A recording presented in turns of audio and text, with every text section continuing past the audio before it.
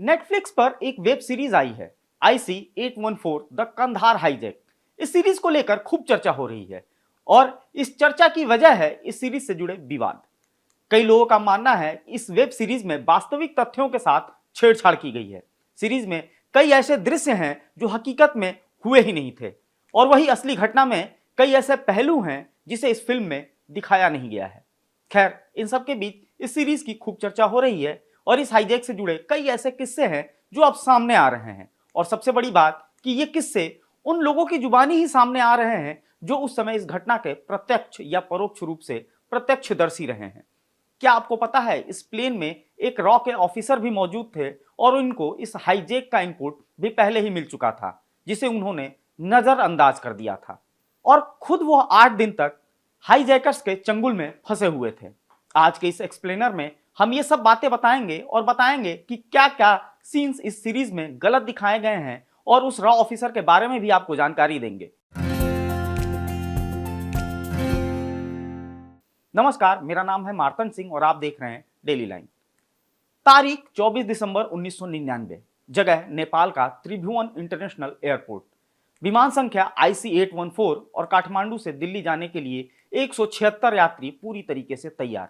सब कुछ सामान्य था, विमान उड़ान भरता है और IC-814 जैसे ही नेपाल को पीछे छोड़कर भारतीय सीमा में प्रवेश करता है, हाईजैकर्स बंदूक लेकर सामने आ खड़े हो जाते हैं और अब पूरा विमान उनके कब्जे में है।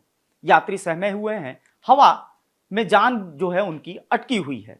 हाईजैकर्स एक के बाद एक अपनी योजना से हर कदम को अंजाम देना शुरू कर देते हैं। IC-814 फ्लाइट को बंदूक की नोक पर दिल्ली की बजाय अमृतसर ले जाया गया। ऐसा इसलिए हुआ क्योंकि विमान में ईंधन यानी कि फ्यूल खत्म हो रहा था और आतंकियों का मकसद इसे पाकिस्तान ले जाना था।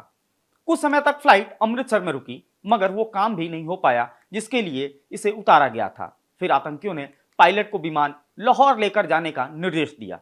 लाहौर में जब फ्लाइट IC-814 को उतरने की अनुमति मांगी गई तो पाकिस्तान ATC ने उसे अस्वीकार कर दिया। फिर जैसे तैसे विमान को उतारने की परमिशन मिली और फ्यूल भरने के बाद विमान को संयुक्त अरब अमीरात यानी कि UAE के अल मिन्हाद एयरबेस पर उतारा गया। जो जानकारी है उसके अनुसार फ्लाइट को जब हाईजैक किया गया था तब उसमें 176 यात्री सवार थे, इसमें से कुछ विदेशी भी थे। अल मिन्हाद एयरबेस पर 27 यात्रियों को रिहा कर दिया गया और यहां से विमान सीधे अफगानिस्तान के कंधार के लिए रवाना हुआ। अब आते हैं उन तथ्यों पर जो इस सीरीज में इम्प्रोवाइज किए गए हैं या यूं कहें उन्हें बदला गया है। IC-814 द कांधार हाईजैक के आखिरी सीन में al Qaeda chief Osama bin Laden को हाईजैकर्स और हॉस्टेज लोगों के बदले भारत से रिहा किए गए आतंकवादियों की मेजबानी करते हुए दिखाया गया है, जबकि सच्चाई ठीक इसके उलट है। उस वक्त अलकायदा के पाकिस्तान के साथ रिश्ते इतने अच्छे नहीं थे। इस घटना के लिए पूरी तरीके से पाकिस्तान जिम्मेदार था। इस बारे में बात करते हुए रॉ चीफ यानी कि SS दुलत जो पूर्व रॉ चीफ हैं, उन्होंने एक मैगजीन से बातचीत में बताया कि इसमें कोई संदेह नहीं कि उस हाईजैक में ISI की भूमिका थी। यह सिर्फ हमारी खुफिया रिपोर्ट पर आधारित नहीं था।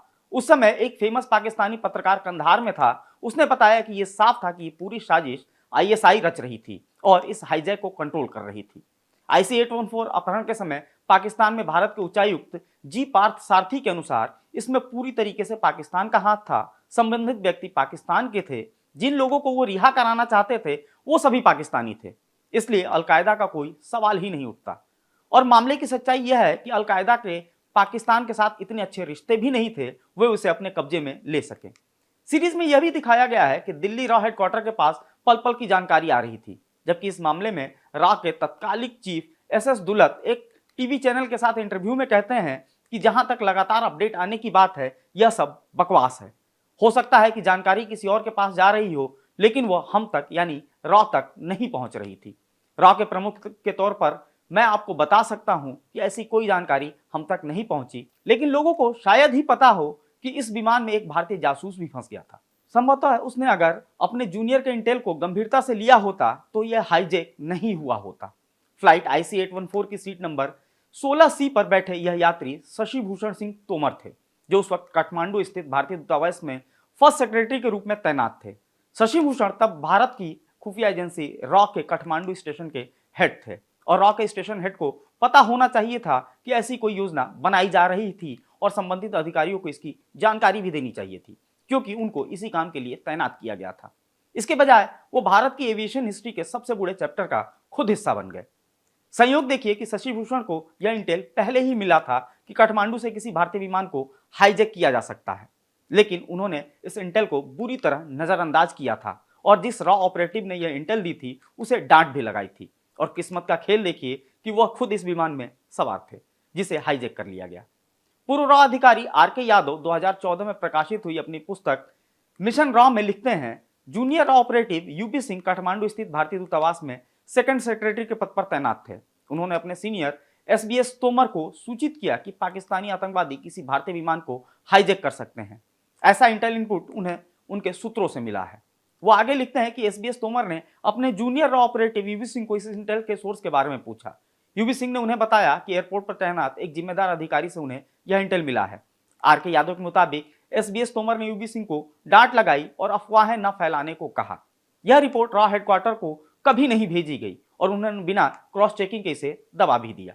शशि भूषण सिंह तोमर के IC-814 में वे 8 दिन बहुत तनावपूर्ण बीते होंगे। वो अच्छी तरह जानते होंगे कि अगर हाईजैकर्स को उनके बारे में पता चला तो वो बख्शे नहीं जाएंगे। द कांधार हाईजैक को लेकर विवाद के बीच पूर्व cabin crew member Anil Sharma ने कहा है कि कई सीन्स काल्पनिक हैं, वास्तविकता में ऐसा हुआ ही नहीं था। अनिल शर्मा उस घटना के वक्त प्लेन में मौजूद थे। उन्होंने कहा कि केबिन का सीन भी विवाद वाला है, क्योंकि वेब सीरीज में जैसा दिखाया गया है हाईजैकर्स ने क्रू को थप्पड़ मारा, ऐसा असल में कुछ हुआ ही नहीं था।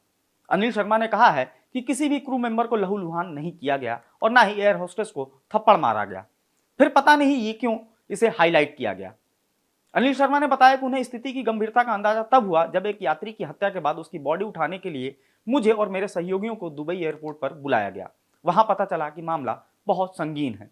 उस समय सिस्टम उतने एडवांस नहीं थे। आज की टेक्नोलॉजी काफी आगे निकल गई है। इस पूरे घटना से तमाम बड़े अधिकारी जुड़े हुए थे। जो भी कहिए ये घटना तो हुई थी, बहुत कुछ हुआ था, मेरी टिप्पणी करने से अब कुछ बदलने वाला नहीं है। अनिल शर्मा ने कहा कि तत्कालीन विदेश मंत्री जसवंत सिंह की भूमिका को लेकर आलोचना कर देना बहुत आसान है, लेकिन उनके कंधार जाने का बहुत सकारात्मक प्रभाव देखने को मिला था। 3 आतंकवादियों मसूद अजहर, अहमद उमर, सईद शेख और मुश्ताक अहमद जरगर को छोड़ने की भारत ने बहुत बड़ी कीमत चुकाई है। उसके बाद उन आतंकियों ने भारत में कई हमले कराए जिसमें पाकिस्तान का भी हाथ रहा। अनिल शर्मा ने कहा कि फिल्म में ऐसे दृश्यों को लेकर एक बॉडी होनी चाहिए जो इस पर फैसला कर सके कि ऐसी चीजें दिखाने के लिए अंकुश लगाना बहुत जरूरी है। उन्होंने आगे कहा कि दुख के साथ कहना पड़ रहा है कि जो लोग इस वेब सीरीज की तरफदारी कर रहे हैं, मेरे हिसाब से यह ठीक नहीं है। सब कुछ पैसा कमाने से नहीं होता है, मन में भी ये बात होनी चाहिए कि मैं गलत कर रहा हूं। आपको ये वीडियो कैसा लगा ये हमें जरूर बताएं। साथ ही फॉलो करते रहे हमारे डिजिटल प्लेटफॉर्म डेली लाइन को।